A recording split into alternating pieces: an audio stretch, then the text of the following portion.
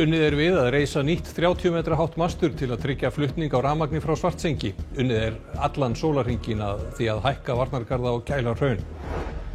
Niðurstöðum alþingiskosninganna gæti seinkað en spáð leiðinda veðri sem gæti hamlað för kjósenda á kjörstað og flutningi atkvæða á talningastaði. Nauðgunarmál sem skekur Frakkland markar þáttaskil í baráttu gegn kynferðisofbeldi að mati forsætisráðherra landsins. Farið fram á hámarks refsingu yfir manni sem byrlaði konu sinni Ólífían, nauðgaði henni og bauð tugum karlmanna að gera slíkt hið sama. 1300 grunnskólanemendur mættu aftur í skólann í morgun eftir 4 vikna kennaraverkfall. Fundað var í kjaradeilu bæði kennara og lækna í Karphúsinu í dag.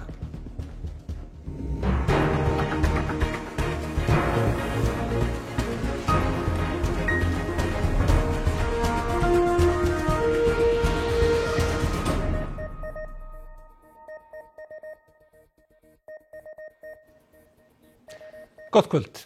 Enn talsverður kraftur í eldgosinu á Reykjanesskaga og hraunflæðið á við kröftugustu gosin í Fagradalsfjalli. Hraunrennsli getur enn valdið álagi á varnargarða við Svartsengi.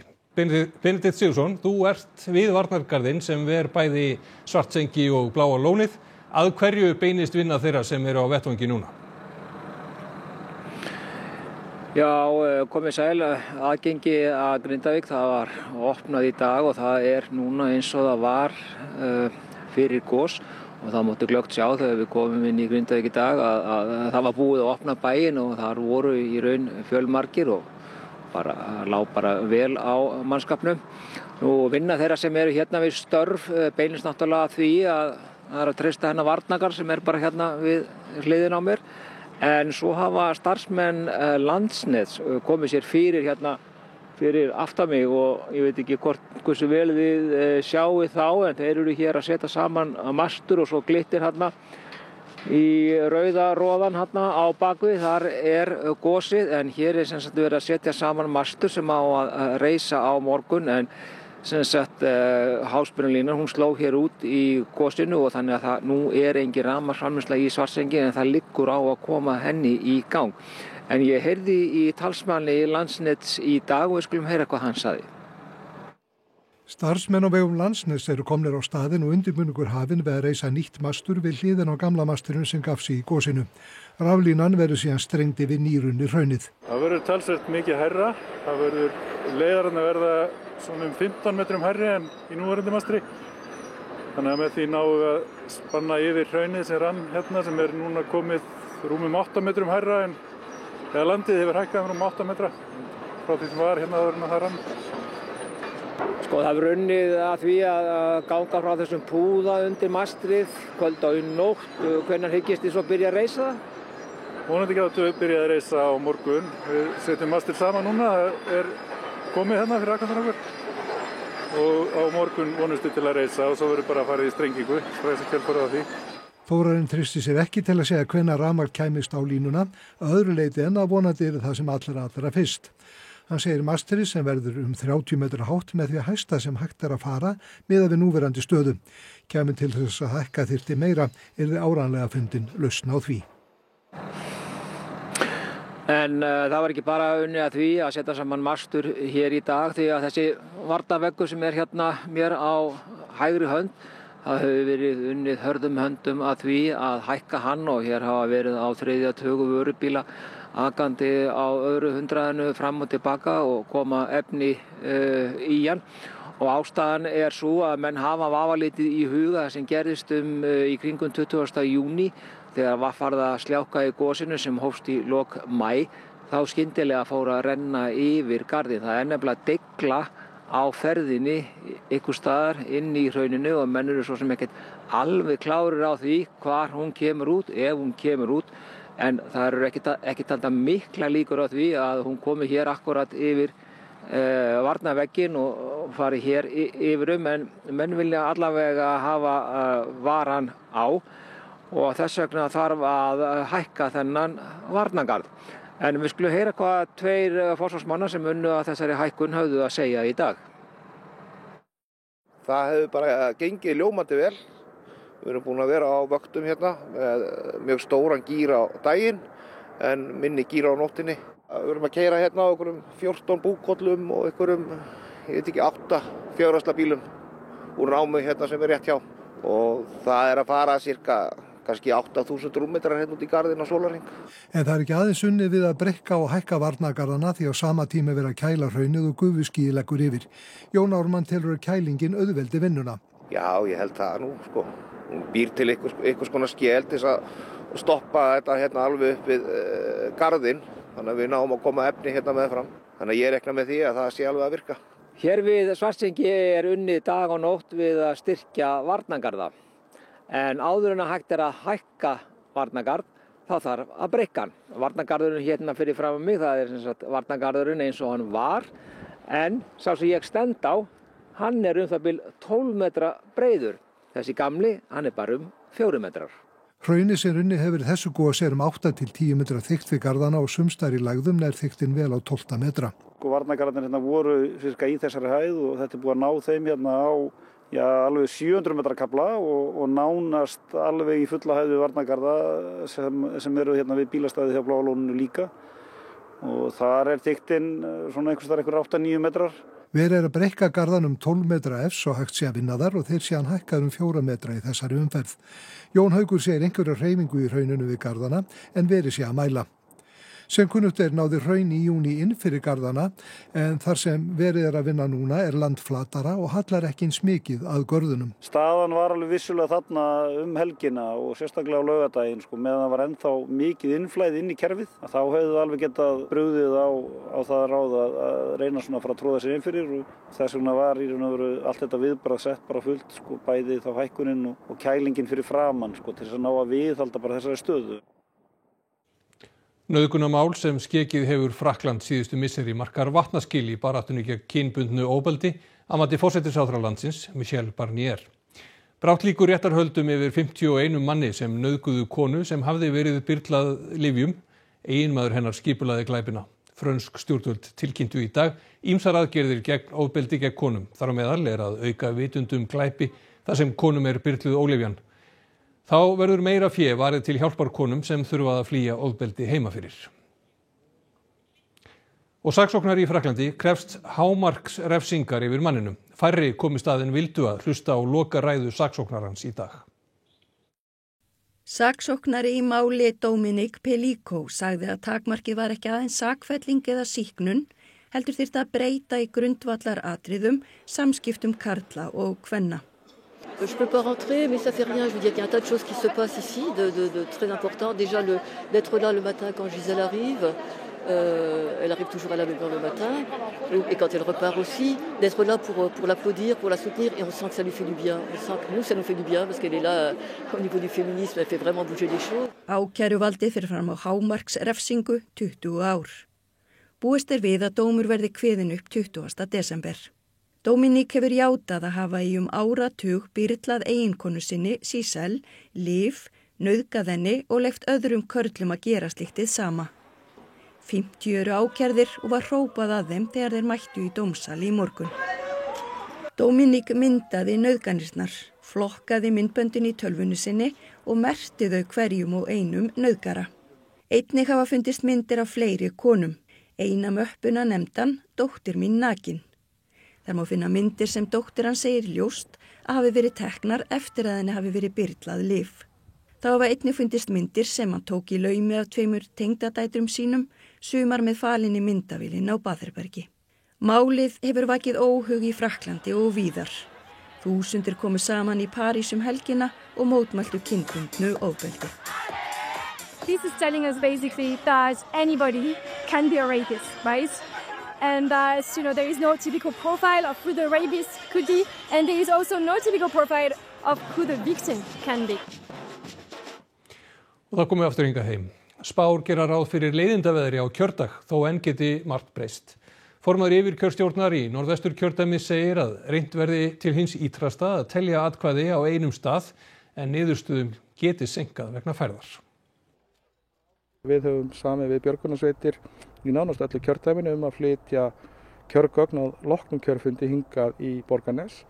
Landskjörstjórn í nánu sambandi við Veðurstofu, Vegagerð og Landhelgisgæslu Íslands. Landsbyggðarkjördæmin 3 eru víðfeðm og slæm færð getur tafið talningu.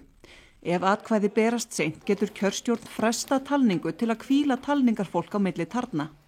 Nú eins viðsmynd það að við getum myndað alltaf 2 umdæmiskjörstjórnir í kjördæminu.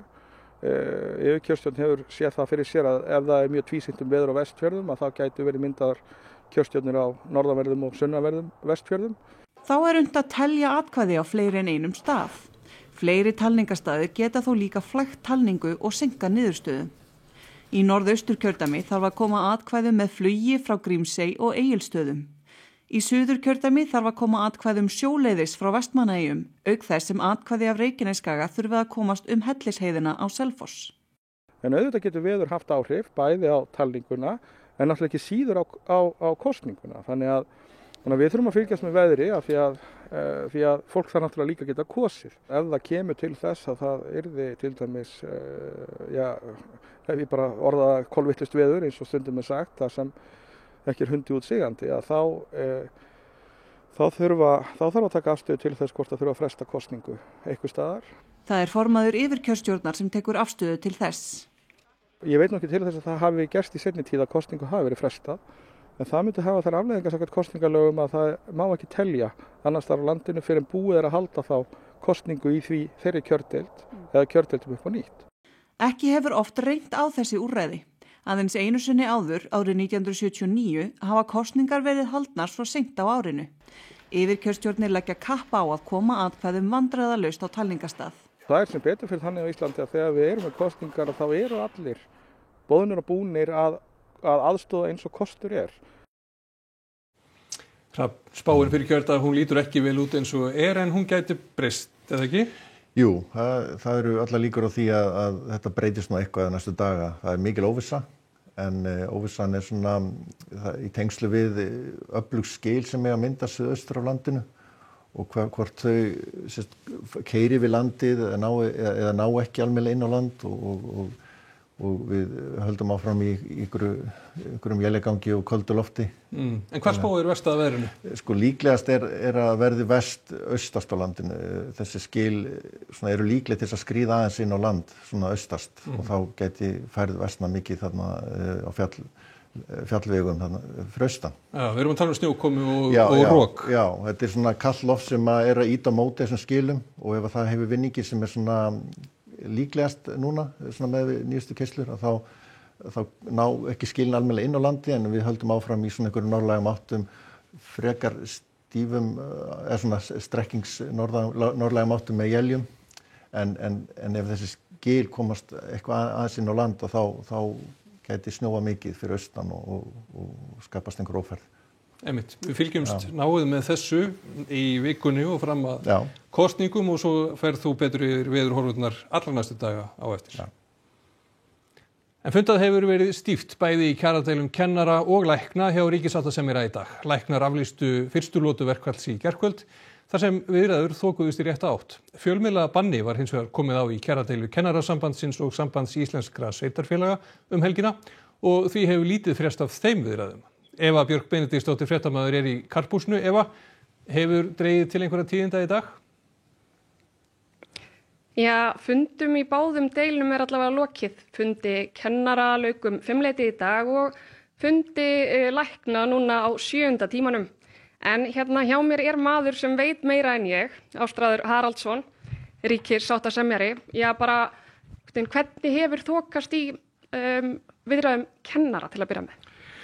Viðræður kennara þær komust svona aðeins í farveg á laugardaginn síðastliðinn og þannig að við fundum einhverja svona lágmarks samkomulag einhverja leið til þess að hnika því samtali áfram. Og síðan hefur samtalið svona farið rólega stað og það er ennþá í mjög rólegum gangi en það hnikast eitthvað. En það er sett þarna fjölmiðlabann á laugardag, á föstudag berst svona óvanlegt tilboð frá kennurum til sveitarfélaga þar sem að 4 skólar hafa verið í verkfalli síðan í október.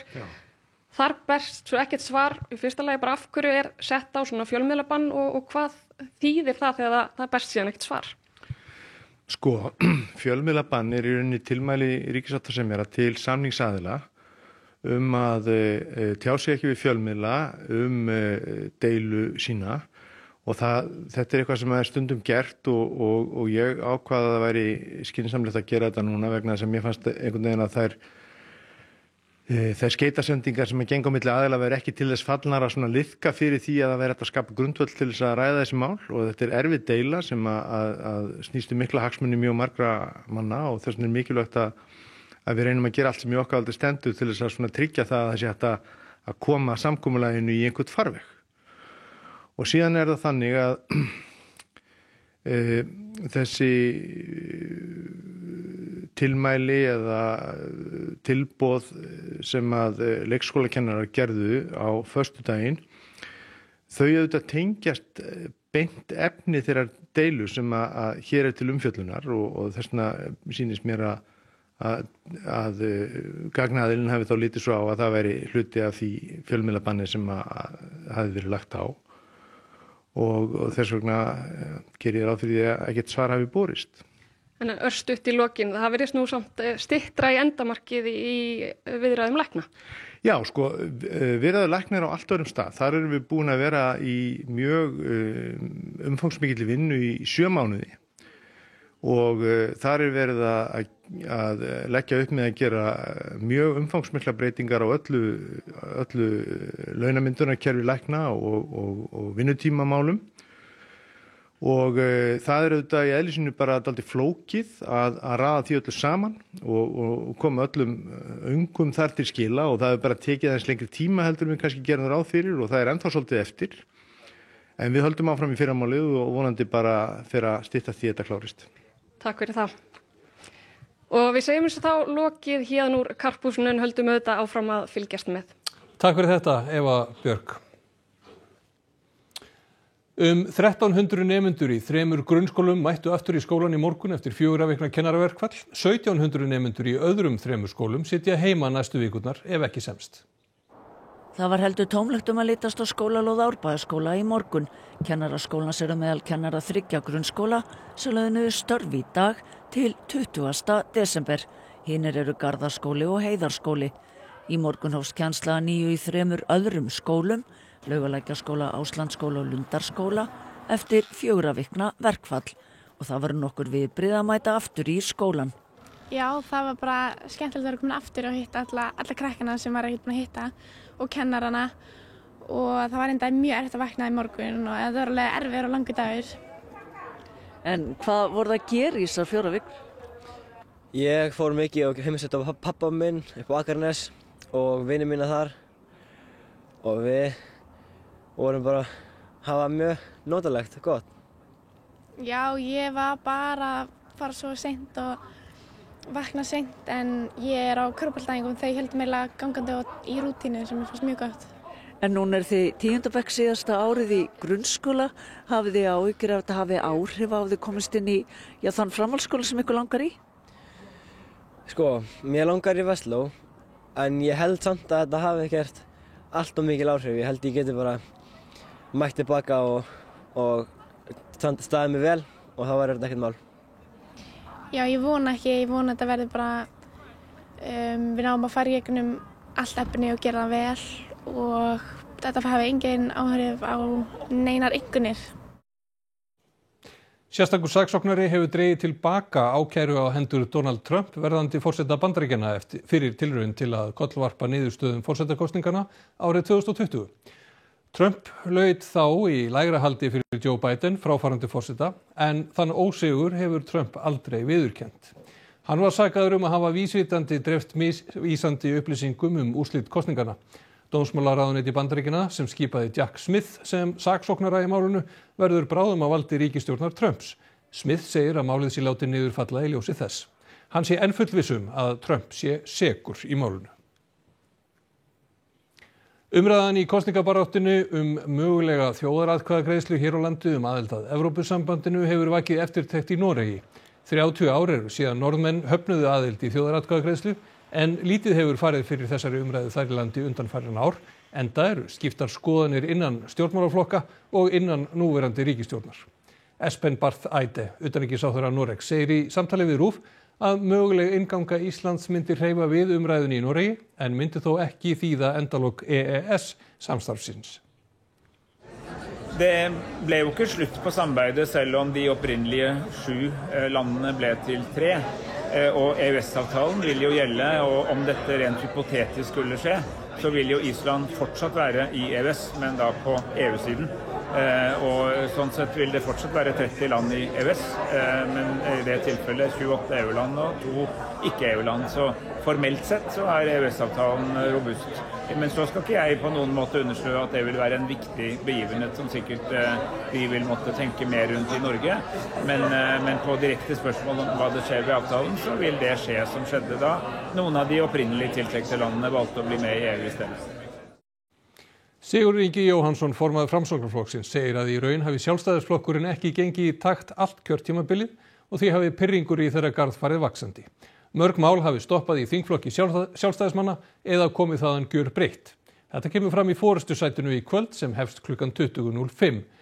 Sigurður Ingi segist ætla að nýta vikuna vel og útilokar ekki að taka sæti í ríkisstjórn þótt hann næði ekki á þing. Við förum auðvitað bara keikin í þessar kosningar og við tölum bara við fólk eins og við mögulega getum og náum á þessum dögum sem eftir er. En myndirðu, ef þú nærði ekki á þing, myndirðu þá vera samt áfram í pólitíkinni og gera jafnvel kröfu ráðherrasæti ef að Framsókn fer í ríkisstjórn? Ég ætla bara að taka þessa daga fyrst og sjá hvernig staðan er á laugardaginn í lok dags. Áður en við förum að taka einhverjar ákvarðanir í framtíðina en ég kvíði ekki í framtíðinni hvorki fyrir Framsóknarflokkinn en sjálfa mig. Þú útilokar ekki? Útilokar ekki, við erum pólitík. Og í kastljósi kvöldsins verður haldið áfram að fjalla stóru málaflokkana sem tekist á fyrir kosningar.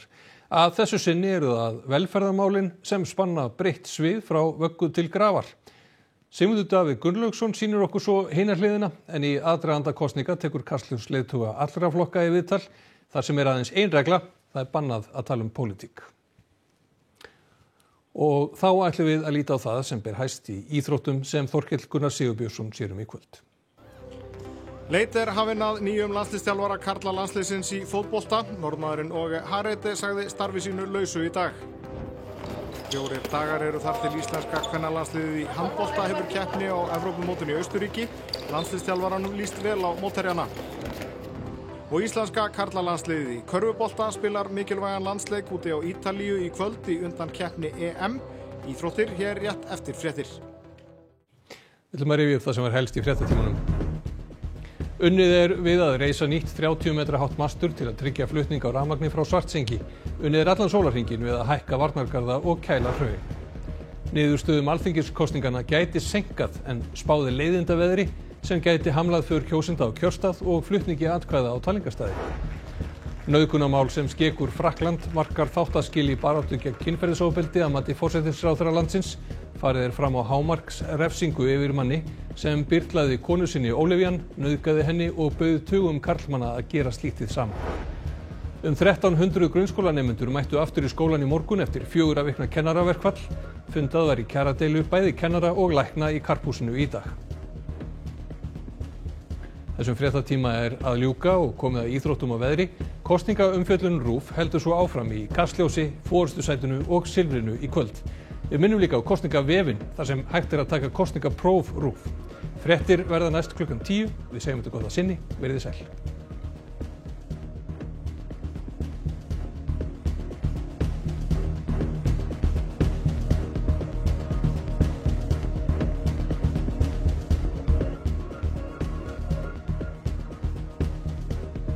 Á RÚV í kvöld.